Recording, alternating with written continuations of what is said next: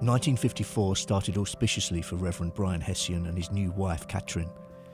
They travelled from London to America together, and together they drove a Chevrolet Bel Air across the United States, stopping at churches so Brian could preach and show his films to interested audiences.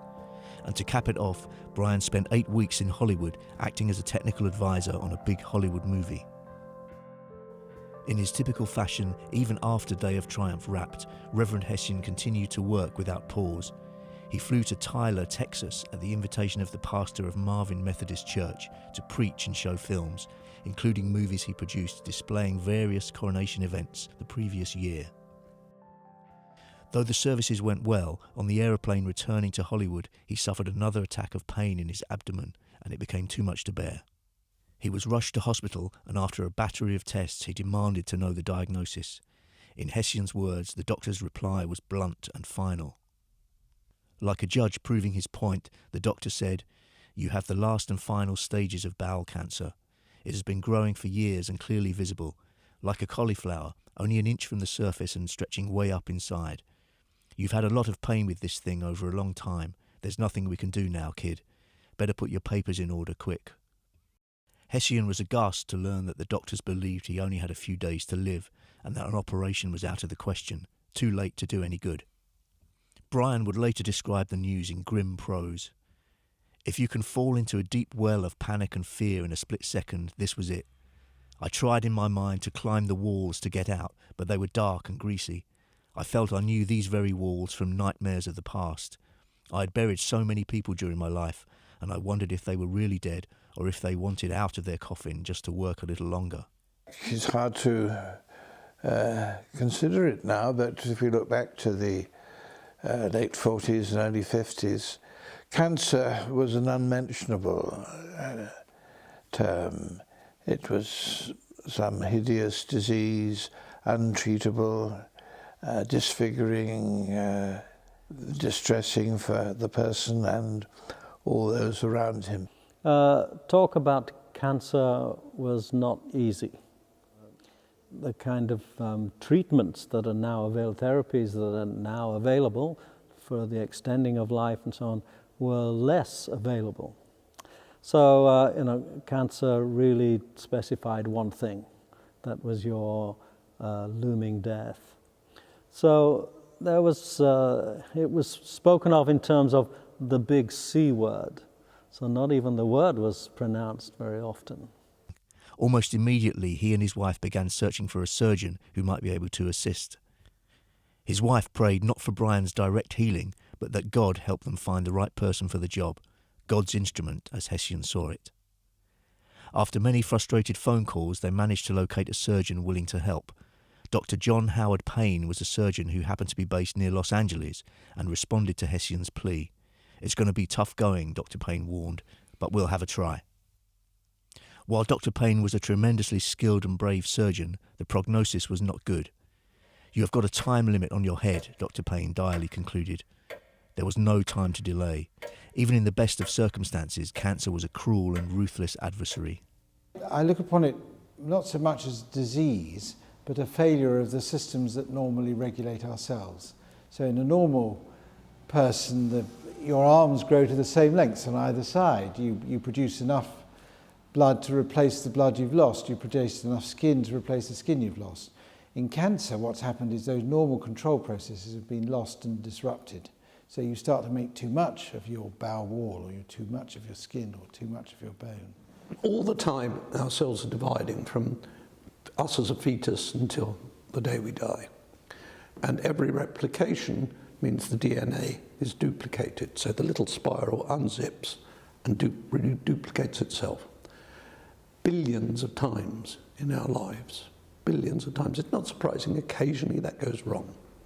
Now we have mechanisms. We have mechanisms like apoptosis. So if a cell realizes it's gone down a wrong pathway, there is a self-destruction mechanism. There are supposed to be certain limits on this sort of thing happening. There are scanning of the DNA to make sure that there are no mutations, but every now and then one will break through. Now, a lot of time, their daughter cells, that's fatal for them. They just don't make it the next division, but occasionally that mutation will survive. And that is an intrinsic deficit. That's a weak point that perhaps on the next division, another mutation could follow.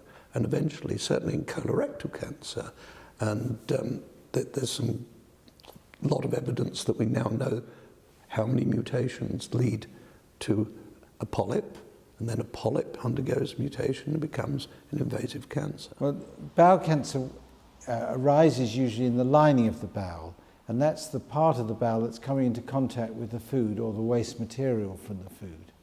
And one assumes that there are chemicals forming within our food or within the waste matter from our food which are inducing the cancer. So just in the same way smoking produces tars that act on the lung and irritate the lining of the lung and cause cancer. So there are things in our food that are irritating us and causing it. We think that because if you look at the countries which have a high risk of cancer at the bowel, they're the countries that eat a particular diet. So they eat more red meat and drink more wine. Eskimos who eat fresh fish all the time don't get bowel cancer, and the omega-3 fatty acids in the fish seem to be protective. So if you eat lots of fish and avoid too much alcohol, then probably that's very protective. Hence a lot of the recommendations that are now being made about diet. Brian's cancer was particularly advanced and aggressive, and his chances in surgery were not high. Nevertheless, the alternative was certain and imminent death. Reverend Hessian quickly consented to surgery that would save his life or end it. Dr. Payne performed abdominoperineal resection surgery on Hessian, colloquially known as the Miles procedure, an operation developed by William Ernest Miles in the early 20th century, and which was still somewhat controversial at the time, although it's now considered a gold standard by many surgeons. So Miles, in developing his procedure for bowel cancer, was trying to actually cure people. And he knew that it was risky. It was risky because it was quite a big operation with liability to bleed and liability to get infection because you were dealing with all the septic material around the anus. In Hessian's case, the cancer was so advanced in development that it had caused an obstruction to arise into the bowels, creating further challenges for the surgery. When patients present with bowel cancer, they sometimes present obstructed. You'd have thought the thing to do if you were obstructed was to go in, cut the obstructed bit of bowel out, join the bowel together, replumb it, and then get rid of the cancer and cure the obstruction. The problem is that where you'd stitch the bowel together, in that situation it often leaks. And it's still an issue even now. It's still our most feared complication that it will leak.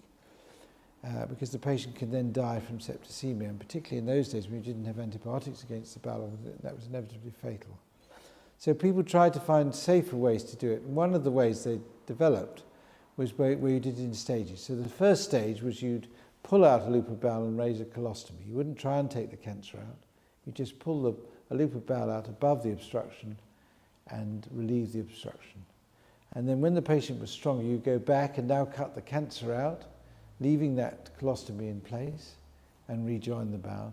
And then your third stage would be to go back in and then close the colostomy that you'd originally raised. So by breaking it up into smaller steps, which you did when the patient was well, then it made the whole procedure as a whole safer. Now in this case, in Reverend Hessian's case, what they did was to take the tumour out and raise the colostomy all in one stage in an emergency situation. Now that's very brave and unusual surgery. Even now we would view that as brave and unusual surgery. As a result, Brian's surgery was a marathon lasting over 6 hours, causing a substantial stress on his body. Of course, this was at a time when many modern technical advances were not available, and to that extent Dr. Payne was operating somewhat blindly. When Brian Hessian had his surgery, they wouldn't have had CT scanning. All they would have had would be the appearances that they saw before they started the operation, the appearances at operation. But they would have known that it seemed to be a large tumour that was aggressive and fixed, and from what he describes, the doctors were shocked when they saw the state of the tumour. So that might have encouraged them to be bolder when they operated to try and achieve clearance of the tumour, as they did indeed do so. These days we have scans, so we can see whether the lymph nodes are involved and whether there's a lot of lymph nodes. And if you find there are a lot of lymph nodes, then you might be inclined to take more of the lymph nodes with the tumour, and so you would change the surgery to make sure that you've got more of the lymph nodes. So you might change it now, but in those days you wouldn't have had those indices to tell you how to do your surgery. You just had to go by the physical appearance and what you saw. Because of the advanced stage of Reverend Hessian's cancer, it would mean living with a colostomy for the rest of his life. And in and of itself, the initial recovery from such major surgery was not easy. Brian had a drain in for ages, which he found quite difficult. That sort of perineal wound takes weeks and weeks and weeks to heal. In this time, he's not going to be taking any oral food. So it's going to be intravenous hydration, but that time they wouldn't be doing intravenous feeding, which we would now. So he's only getting water and sugar and salt. So he'd lost a lot of weight. Amazingly, we used to nurse these folks in, what were they called, tents. So they were lying on their back, but they had a sort of frame at the end of the bed, so all the covers and things were like on a tent over this bit. And the nurses would examine the perineum just to make sure everything was all right. And it was part of my job as a junior doctor, peer at it and make sure that, because the worry was you had some sutures very often, but you didn't try and close it completely. Closed it a bit round the drain, but not completely. And if a collection built up behind it and that got infected, then the whole thing could go quite fragile, but also painful and life-threatening, to get an abscess with pints of pus, because the cavity is big. And he'd have had a catheter in, because however good you are, you're going to remove some of the nerves to the bladder, and there's a lot of bleeding and trauma to the back of the bladder. So you're going to find it difficult to pee. Despite all of this pain and discomfort, Dr. Payne succeeded in removing the cancer and sufficient margins around the tumour to ensure the primary cancer would never return to that area of the body. It never did, and Brian refused to slow life down. Just 5 months after massive surgery, Reverend Hessian was not only back on his feet, he was attending film openings, such as the one for the movie Holy Night, and was presiding over prayer, preaching at St. Michael's Church in Bournemouth on Christmas Day. All power is given unto me in heaven and in earth. Go ye therefore and teach all nations. He spoke in positive tones, and it was clear that he was determined to continue to work and fight. He spent much of 1955 recuperating and focusing on 2 new goals: writing the manuscript for a new book which he titled Determined to Live, and creating plans for a new cancer patient advocacy organisation called Cancer Anonymous. Like everything in Brian's life, things moved quickly. During this period, he also worked restoring Greystoke, an old hotel he purchased from his hospital bed while recovering from his surgery. Even in his weakened condition, physical labour did not seem to slow him down. He planned to open the new hotel as soon as possible, always thinking of the future, always working. Greystoke was a beautiful manor house overlooking Poole Harbour, which belonged to the late Lord Lisle. And Brian Hessian purchased it when he was in America, literally at death's door. And he turned it into a hotel. It was basically a hotel, but he also used to invite cancer-struck patients there for respite and care. And he used to hold seminars and meetings there about Cancer Anonymous. That was him. He was so determined. If he set his mind to something, he would go ahead and do it. And I think the thought that he had that helped him pull through, because he shouldn't have pulled through. He was so dramatically ill. But yeah, I think that helped. That gave him something to get back to Poole and get going with. Cancer was certainly the most formidable adversary the Reverend had confronted, but his fighting spirit was not to be deterred. Cancer was his new nemesis, and it had to be fought with the highest bravery, the Reverend was convinced, by a man with a showman's spirit. From this conviction, he would never falter. By November of 1955, Hessian was scheduling Cancer Anonymous's first meeting. Reverend Hessian saw this new endeavour as the biggest and most important one he would ever introduce to the world, blending the spiritual goals and ethos of Alcoholics Anonymous with the real-world practicalities of modern-day oncology and science. At its core, it was designed to advocate for better treatment and resources for cancer patients, but perhaps even more fundamentally, it sought to counter the stigma of cancer. And the Reverend Hessian dragged his still-recovering body by train all the way from Poole to London, a 3-hour, very bumpy ride. And he sent invitations to many physicians, clergymen, bureaucrats and politicians. He invited the Minister of Health, who respectfully declined, but passed the invitation on to the Chief Medical Officer's department. The CMO's office were always interested in anything regarding the controversial subject of cancer. The Chief Medical Officer was Sir John Charles, but he delegated this particular task down the chain of command. The invitation was distributed to various high-ranking officials, including his Deputy Chief Medical Officer, Neville Marriott Goodman. Not unlike the exchanges Hessian shared with Chaplain Don regarding religion and film 20 years earlier, Brian found Dr. Goodman uninterested in an outsider interfering with the ministry's business.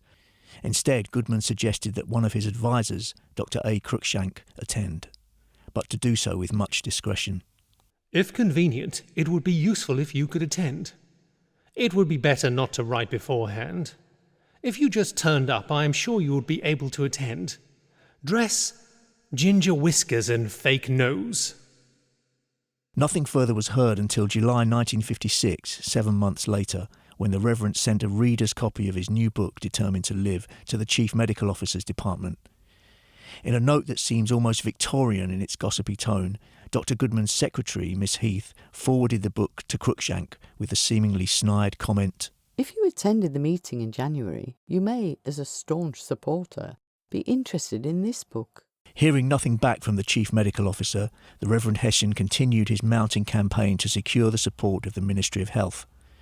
In late 1956, he forwarded a proposed educational literature pamphlet to the ministry, stating that he hoped you like it enough and pull your influences to get copies into every hospital, LEA and doctor's office. So this was what Brian proposed in 1957, and all of them are current now, all of them. So these are embodied in the 2-week wait rules. So, for example, a lump or thickening in the breast or elsewhere, that would immediately mean a GP referred the patient to a breast service under the 2-week wait rule. But certainly these are all built into current guidelines. All of his, these are red flags, and he's actually printed them as red flags. So I think that he was spot on there, absolutely spot on with all of them. The pamphlet, which in hindsight seems accurate and rather innocuous and straightforward, received no response from the ministry. Hessian also sent a copy of his new book, Determined to Live, to Dr. Goodman. The book was a memoir of sorts, but really it was a great deal more than that too. He spoke openly about cancer and the pain and indignities that went along with it. He urged change in the process, citing scientific studies and naming experimental drugs that could offer at least hope to cancer patients. It put a name and face to the disease that previously was rarely discussed. Cancer patients were mostly kept in the dark, but to Reverend Hessian, darkness was where pain and weakness festered. And it was this darkness that the Reverend was determined to battle. One of the things that's so striking about Hessian is he is really doing this before almost anybody else. So he's challenging these horrible silences around cancer, death and grief before almost anybody else in this country at that time. He'd suffered cancer himself and had written about it and had become really the first sort of celebrity cancer campaigner. He's the first person to write a sort of celebrity memoir about cancer and struggling with the diagnosis, and also about other people dying from it. A lot of illness is to do with feeling isolated, and that's why it's so important for the visitation of the sick to be, kind of still high on the kind of pastoral agenda of any kind of parish and any Christian community. 15 years prior to Hession's release of Determined to Live, famed writer C.S. Lewis released The Problem of Pain, in which Lewis argues that pain and suffering are not alone sufficient to warrant disbelief in God. Is that he's doing exactly the same thing as Brian Hessian, although not in precisely the same way, which is bringing both sort of Christian understandings of death and God, and also sort of contemporary psychological and psychoanalytic ideas to try and grapple with emotions and feelings that have become almost unspeakable. Yet Lewis was careful to preface his observations with the notation that the only purpose of the book is to solve the intellectual problem raised by suffering. The far higher task of teaching fortitude and patience, I was never fool enough to suppose myself qualified. Writing in his hospital bed on the edge of death and suffering intense pain and fear, Hessian had no compunction about discussing this high task of fortitude and the practical logistics of pain. Hessian wrote, "Strange is this business of pain, for there is always a struggle to keep it out of the mind and only in one part of the body. Now that I knew the end was so very near, the difficulty was that while giving with the pain instead of pushing against it, I had to gather up the reins of life at the same time, lest I should relax and let life itself slip away." When C.S. Lewis released The Problem of Pain, he asked that it be published anonymously, and when Lewis published a similar book, A Grief Observed, in 1961, he initially published it using a pseudonym. Although it was certainly difficult, Hessian did not display any hesitation to consider and dissect publicly every element of pain and grief. It doesn't come naturally to them either, it's still a struggle. And also they draw on psychological ideas. Both C.S. Lewis and Brian Hessian use quite secular psychological language. They talk about feelings and healing and emotional health in a way that suggests that they're in the kind of conflict in a way between a Christian and a secular understanding of what they're trying to articulate. Such lofty concepts were perhaps more than the Ministry of Health had an interest in considering at that time. When Dr. Goodman received a copy of the book from the Reverend, forwarded on by the Ministry of Health, he seemed bemused, asking the ministry, "For heaven's sake, advise me what to say." Determined to Live and Cancer Anonymous were both lauded internally by some experts within the ministry, including Dr. Goodman's expert, Cruikshank.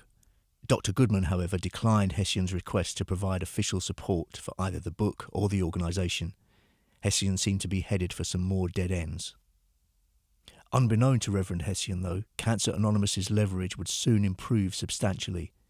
In January 1957, he was a surprise guest on the popular British television show This Is Your Life, where old friends, including his cancer surgeon Dr. Howard Payne, were present. Hessian was initially embarrassed and angered by the surprise, writing to the BBC and complaining that he was tricked into a television appearance when he was told he would appear on a radio show to debate the cancer issue. He was also angered that he was not provided time to convey properly the goals of Cancer Anonymous. His trademark relentlessness once again paid off, and he was provided a short slot in a flashback series of the show 6 months later. His message was reaching the masses. The Reverend Brian Hessian, he was the man, you remember, who was given 4 days to live by his doctors 8 years ago. And I hope that you too, Mr. Hessian, have forgiven us by now. One slight slip just then, 3 years ago. 3 years ago? 3 years ago, was it? Yes. Well, I must admit that it was a bit of a shock at first when one mind was full of other things to see you in a lighted corridor. And the thing I really regret most is that I didn't have a chance of saying certain vital things about cancer to the people. Well, now, I know that you had a lot on your mind that night. Which things in particular was it that you would like to have said? Well, first of all, that cancer is not infectious or contagious in any way, and that people should not avoid cancer patients, that it isn't hereditary, we shouldn't let children worry, and that cancer can be cured or endured. Although there are many reforms needed in this country in cancer treatment, we have many brilliant specialists. And then that you and I should know the 7 danger signals, that we should report them early, we should seek the best possible cancer specialist. And then I want to say tonight particularly that you must be assured in your home that cancer, many forms of it, can be cured or endured by the combination of medical skill, human endeavor, and faith in God. Everybody watching this program, I'm quite sure, is hoping that all you hope for is going to come true. And thank you, Brian Hessian. Thank you. I think cancer is curable or incurable. I think that's a very good summary. And more cancers are curable now than they used to be. And that we should endeavour to make as many as possible curable rather than incurable, and which is, I'm sure, was also his ambition, and to some extent has come. While Reverend Hessian enjoyed a growing audience for his ideas, all was not well. In July 1957, the same month that he appeared on the flashback of This Is Your Life, he confided in a personal correspondence with Eleanor Roosevelt that the cancer had reached his right lung, which may need to be partially or fully removed depending on how fast and how big it grew. This was not good news, as it indicated that metastasis had occurred and that the cancer had moved from Brian's bowels to other parts of his body. So if we look at this bowel cancer and talk about the metastases from the bowel cancer, then when we're treating it, we're both trying to eradicate the disease locally, so in this case in the pelvis, and also prevent spread to elsewhere in the body. Local cancer confined to the bowel is curable. Local cancer confined to regional lymph nodes is curable nowadays with surgery and adjuvant chemotherapy. Even now, spread to other organs is rarely curable. So one assumes that they were very tiny deposits, just a few cells at the time of the original surgery, and then they gradually grew up. Maybe the body had kept them in check a bit. Sometimes there's a suggestion of that there's a reaction against them when you try and keep them down, and then they come to the fore for some reason when the body's weakened. As usual, Brian was relentless. He impressed Dame Enid Russell-Smith, Deputy Secretary of the NHS, with Determined to Live, and she contacted Goodman to suggest he meet Reverend Hessian. In frustration, Goodman finally conceded to see the Reverend. I am quite willing to see the Rev if he wants. With the loyal Dr. Cruikshank by his side, Dr. Goodman met with Reverend Hessian for over an hour, or rather claimed to listen, as Dr. Goodman glossed over most of Reverend Hessian's points, particularly his desire to see cancer treated as a speciality. Rather, Goodman seemed more interested in preparing for a battle. We are going to have a bit of trouble with the Rev and his supporters. In a draft response to the Reverend's letter, Goodman wrote a short but telling note in one of the margins and directed it to his secretary, Miss Heath, who had joked about Hessian's book the previous year. Perhaps a special file should be opened on our reverend friend. 10 days later, a new file was created at the ministry on Reverend Hessian and Cancer Anonymous. The opening entry was signed by none other than the loquacious Miss Heath. The urgency of Brian's spirit perhaps arose from the fact that a spot had been noticed on x-rays of his right lung, and he and his wife had little choice but to watch it grow and hope it didn't grow large enough to require surgery. If it's blood spread, it's going to end up in the lungs, because that's where the finest mesh is, if you like. So that's the root bite. So you've got a cancer in the rectum, manages to send some cells, and cells don't survive very well in the blood. So that kills off most of them, but some manage to survive, and they manage to end up in the lung, and then they start to acquire, then they send little messages to the local blood vessels, I'm here, send me a little blood vessel, oh yes, thank you very much, and they start to grow in the lungs. Now these days, what this means is we do the surgery and we look carefully at the tumour and we do x-rays, and then if we think it's right, we give chemotherapy as well. Sometimes we even give the chemotherapy before the surgery. But when this surgery was done for the Reverend Hessian, the ability to see if the tumour had spread elsewhere was much more limited.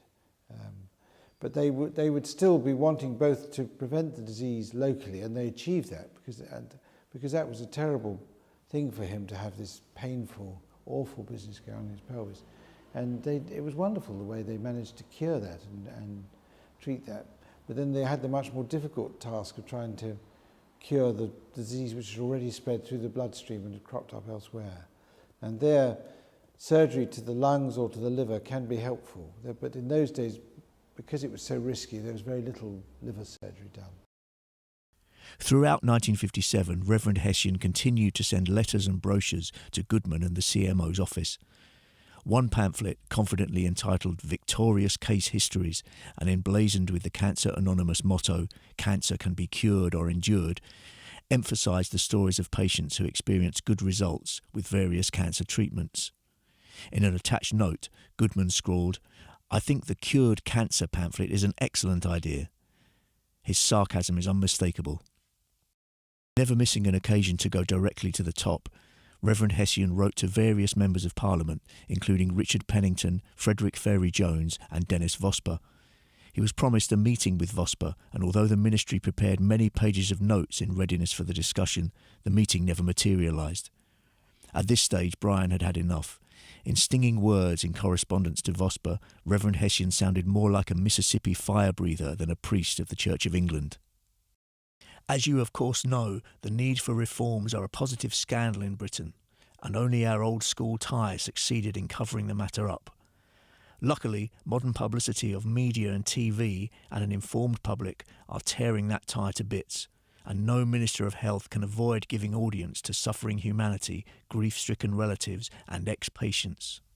The Reverend went further, continuing, "I do not envy you having to come out into the open yourself and tell Parliament what we have known for a long time, namely that concentrated cigarette smoke is creating cancer as regularly as clockwork, when we know that the cigarette tax revenue pays for almost the whole national health system. You must be in a terrible fix not to give out justifiable distortion of the truth. But I am not so concerned with the ass of a chain smoker as with the fact that we as a nation have no national policy towards cancer." The connection between smoking and cancer must have resonated particularly deeply with the Reverend Hessian. His thirst for government assistance in destigmatising cancer must have been fuelled at least in part by the fact that cigarettes had been promoted and smokers exploited since he was a child, with the government's acquiescence. Indeed, cigarette cards, widely collected at the time by both children and adults, themselves almost depicted a tableau of Hessian's life. Sets included portraits of almost every person that had influenced him or guided him: Bishop Taylor Smith, Joyce Cooper, Canon Gillingham, Archbishop Lang, Chaplain Alan Don. Even his old boarding school, St John's Leatherhead, was turned into a collectible advert for the tobacco industry. This was all wrong in Reverend Hessian's eyes, and it must have offended him greatly that the government seemed not only disinterested in investigating the link, but worse, determined to staunch any such inquiry. This was completely contrary to the ethos instilled 30 years earlier by Bishop Taylor Smith. "It is our duty to enquire and search for that which we do not understand." And of course cancer is a bigger threat now than ever, in the sense that I think it's widely acknowledged that as much as half the population is going to experience some connection, either personal or vicarious, with cancer, and therefore in that sense you can argue surely that Hessian is prophetic, because he's not simply identified something that was always there and is important and hasn't been discussed with the fullness that might be helpful. He's actually seen something that is really coming, and I think that is such a powerful context in which to place him. I mean, I think that the cinema stuff, you can see that he is part of a mix and is a significant part of it, and he's out there on the frontier and he's taxing just how far it can be pushed out. But at the same time, I think what he achieves as a man through illness is astonishing. In spite of his illness, the Reverend Hessian seemed more energetic than ever. Billboards promoting his new book were installed throughout London, and on a wider scale his energies were fuelled by his popularity after This Is Your Life and the increasing support from politicians and celebrities. And through these various endorsements he found another medium to help spread his message: radio. Between April 1958 and August 1961, Hessian appeared 24 times on the BBC, on popular shows such as Silver Lining and Lift Up Your Hearts, speaking frankly of his illness and counselling against fear and stigma. And he is a pioneer, really, in that respect. He's a very early example of someone explicitly criticising the stiff upper lip ethos and saying this might have been appropriate in the past, but it is harmful, it's unhealthy, it is wrong. And he does that particularly in connection with questions about grief and death, and particularly people dying of cancer. So he's really a pioneer of a slightly softer, perhaps psychologically more healthy approach to tears in the 1950s. In June 1958, the Reverend publicly disclosed to an Australian journalist that he would be having his lung removed, an operation that he'd anticipated for a while. He told the journalist that he'd promised the BBC he would recuperate from the operation in time to make his scheduled radio appearances through August. Once it was realised that somebody had lung metastases, the scenario is that somebody with bowel cancer develops lung metastases. Very often that's a very end-of-life situation, because they've also got liver metastases and they've got peritoneal metastases, and even if you remove the lung, you're not going to cure them. So historically, it was a no-no. You didn't do a lung operation, but you're in a transition period here where these guys have been removing lungs, doing lots of operations for TB particularly, and beginning to do operations for lung cancer, beginning to remove lungs for lung cancer. And I think their initial response with somebody with a cancer in their lung would be, let's just remove it. One of the few surgeons willing and competent to operate on the lungs and lung cancer was Sir Clement Price Thomas. He agreed to operate on Hessian's lung tumour, although the likelihood of success was not high. In those days, there weren't many thoracic surgeons around, so he was quite a rare breed. And the fact that he famously operated on the Queen's father is indicative of the esteem in which he was held. And it's a time when chest surgery, I would have thought, would be extremely dangerous because of the problems of getting the lung going again without antibiotics and all the rest of it. So, no, he was an impressive and brave surgeon. Just 2 weeks after his right lung was removed, the Reverend kept his promise and made 7 radio appearances between July and the end of August. In his typical positive fashion, the Reverend joked that, "I now know what Adam felt like when he had a rib removed for Eve." The radio shows were extremely popular. The rector is expected to be a good visitor, a good preacher, a good organizer, a good writer of parish magazines, good with children, and in fact good with everyone. It's particularly significant that Hessian could do this on the BBC in 1958. I mean, then as now, the BBC is this great British institution and in a way stands for this rather reserved British kind of style, certainly in the 1950s.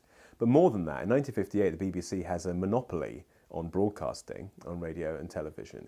And so you really were speaking to the nation. Not everyone would tune in to a religious broadcast on BBC radio, but millions of people would. And so when Brian Hessian spoke on a programme like The Silver Lining or Lift Up Your Hearts, these religious programmes, he would have a very big audience. And so it was significant to be able to get his messages about emotions and tears and grief across to such a big audience. Reverend Hessian's condition continued to deteriorate despite his innate determination to live. So you can't get a recurrence in the right lung because it isn't there. But there's an implant in the chest wall. And even now what you'd do, you'd either radiate that or you'd scrape it out. Through it all, he fought hard to keep up public appearances, going so far as to ski at St. Moritz just 6 months after having his lung removed, making public appearances both in the US and the UK. He published books which included musings on Christianity and thoughts on life in general. Medicine and healing were consistent themes in Reverend Hessian's writings. He spent hours dictating the books, going over various drafts until his points were crystal clear. Yes, well, in those days we didn't have dictaphone machines. It was the old-fashioned shorthand notebook. I didn't sit on his lap. And we would just sit down for hours and he would dictate, and then I would type it back in double spacing, and then he would make amendments and adjustments, and then it would come back to me and I'd retype it again, probably 2 or 3 times. And then eventually we'd get the final script and sent it off to the publisher. No one who has visited hospitals and homes for the incurable to any extent could fail to be amazed at the persistent courage and bravery of so many ordinary people.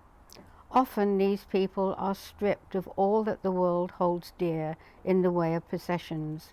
Their illness or their accident has often led to the loss of money, position and home. Their future is stark and bare, and may hold for them months of years of illness and possibly lifelong restrictions. You would imagine that they would whine and wince under the yoke that we might think was too heavy to be borne, yet so many of them show the most wonderful cheerfulness. They have the most inspiring philosophy of making the best of their circumstances. Is it to be wondered at that so many people in such a predicament have found comfort and relief in their religion, in their belief in God and His presence with them? Don't let us sneer and say that they only turn to God when they are ill. Thank God there is a God for people to turn where there is nothing else left in life, and when the human spirit might otherwise be expected to wilt and whine. Even this third operation did not slow Reverend Hessian for very long. Arthur Dixon Wright, Vice President of the Royal College of Surgeons, publicly took the position that cancer patients should never be told their diagnosis. Hessian immediately dissented, arguing that lies breed distrust, and that while Dixon Wright was a first-class surgeon, he was a jolly bad psychologist. He was very famous. He was technically extremely good, and he used to do bizarre things where he used to do ward rounds at 10 o'clock at night after dinner parties and things of that sort.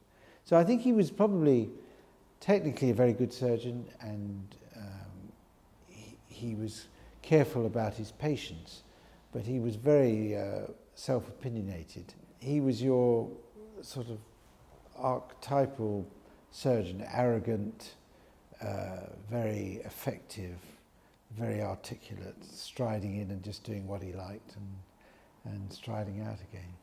And soon Brian was debating the issue of patient disclosure with medical journalists from the German magazine Der Spiegel, fiercely defending the need for the patient to have full information. I would say is if you've lied to the patient once, how do they ever know to believe anything else you say to them? So if you say, I don't think it's cancer, when you know perfectly well it is, then they never know to trust you for anything else, do they? He recounted personal stories, and that after his bowel surgery in 1954, his wife and doctor had withheld from him the fact that X-rays had been showing possible signs of cancer in his lungs as early as 1955. The reason given was that they wanted him to enjoy his Christmas. He recalled in the interview that this bothered him greatly. Hessian declared in the German language interview that because of the deceit, he did not believe anything anymore. The interview spread over 10 pages of the magazine. Even in his illness, or in part because of his illness, Hessian was intellectual and unyielding, reflecting that cancer is, among other things, operated on. One cuts out the outer visible symptom of an internal cellular disorder, but you have not taken out the root of the evil. At any time, daughter tumours, the metastases, can occur in other parts of the body. The patient is still at risk. He is on call for the rest of his life, always under strict medical supervision. But how can you adequately monitor the patient after surgery if you tell him lies? It was a modern and progressive argument, still debated today, and one to which the medical journalists at Der Spiegel had difficulty responding. And to some patients it might be appropriate. If you've got somebody of 88 who's dying with disseminated cancer, just saying, well, you must understand you're dying of disseminated cancer is not very kind. And then saying, you know, I'm sorry, I'm not sure we're going to be able to help you with this problem, might be a more compassionate and honest way to deal with an 88-year-old. So you could see at one extreme it might be appropriate. But when you've got an articulate, intelligent person who does understand, are you entitled to take the same line? No, I don't think you are. Hessian left the interview with his most critical point firmly intact. Patients must be able to trust their doctors, and therefore doctors must be fully transparent with their patients. As the cancer continued to spread its tentacles through Hessian's body, the root of the evil, as he would say, he reached out to Jonas Salk, famed for his world-changing polio vaccination.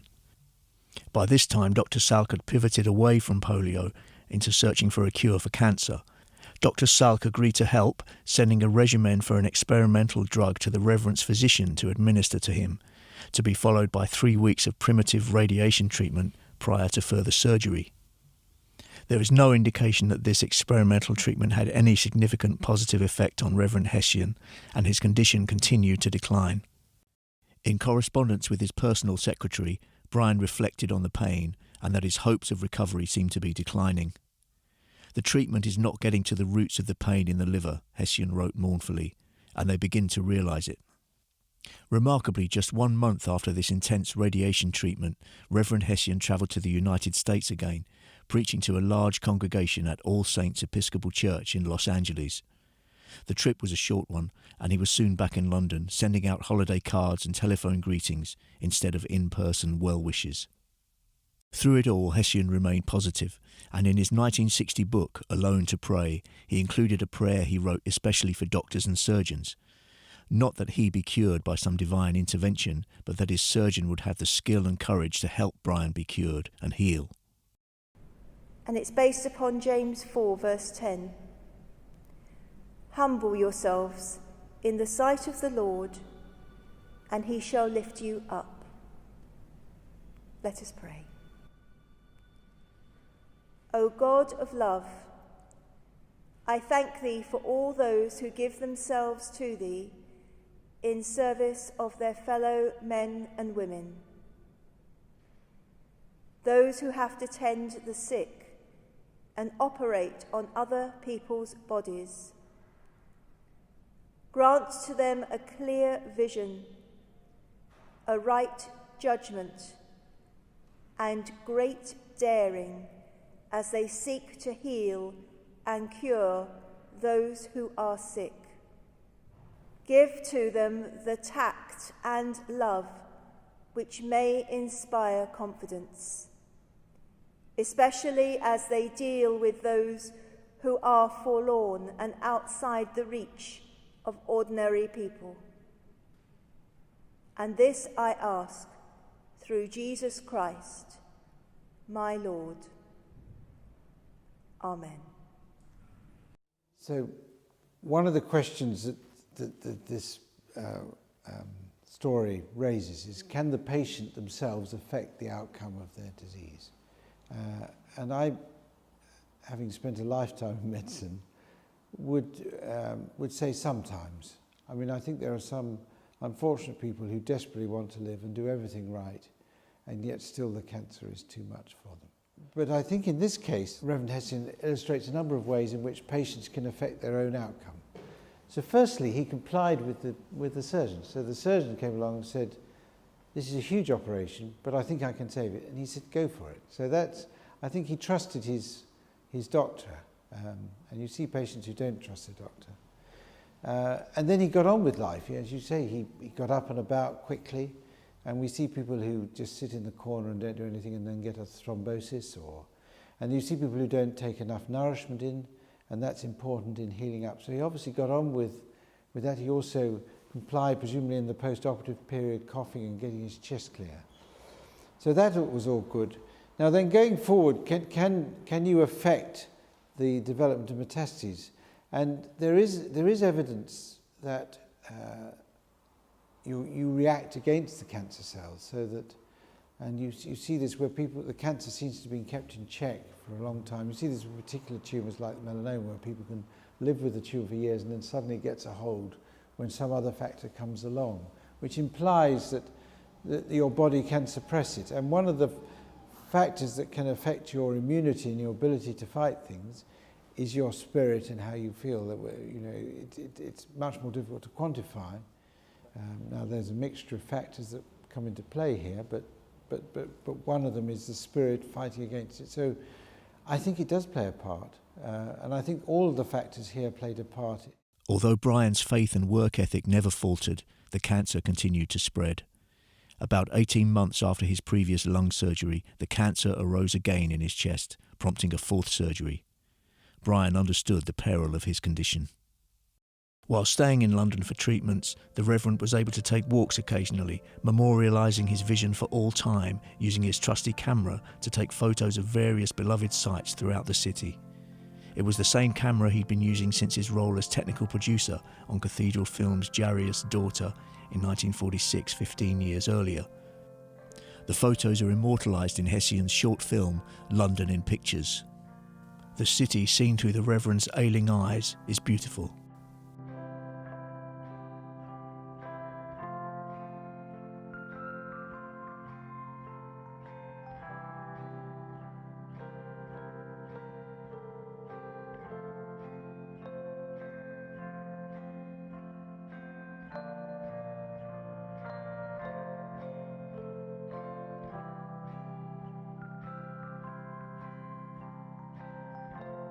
We went to see him at St Thomas's Hospital not many weeks, I think, before he died.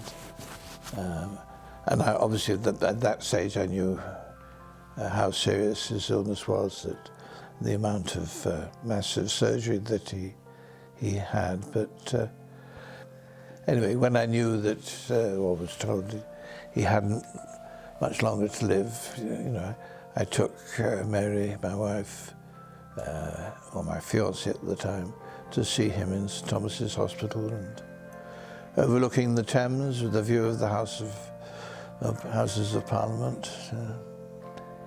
He was calm,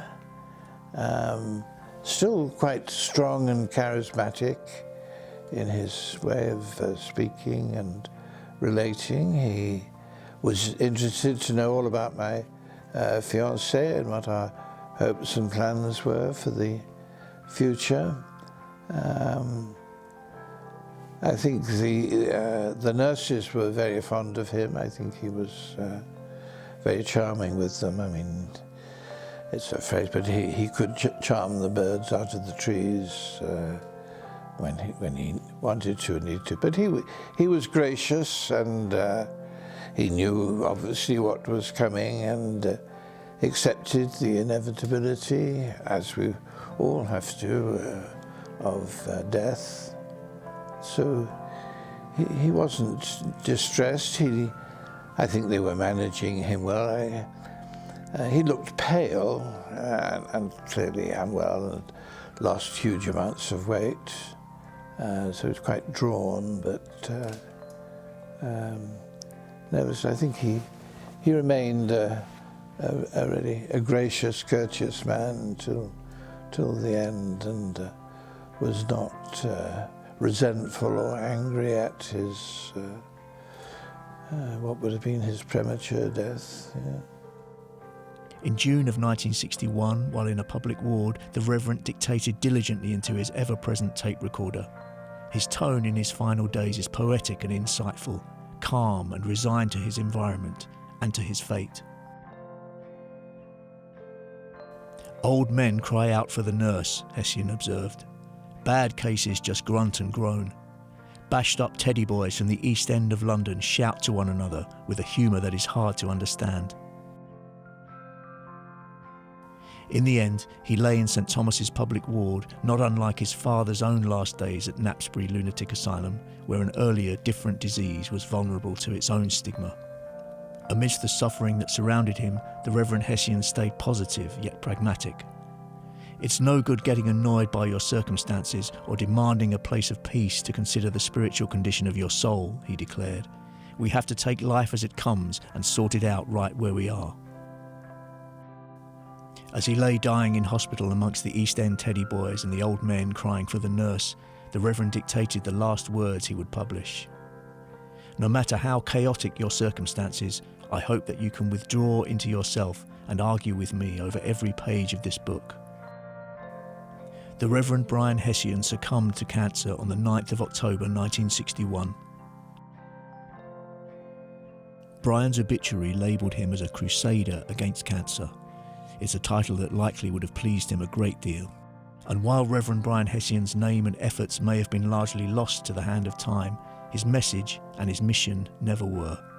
As the Bishop of Coventry wrote in the foreword to Reverend Hessian's book, Determined to Live, courage is not confined to battlefields of war. Every hospital is a battlefield, and courage is to be found in every ward.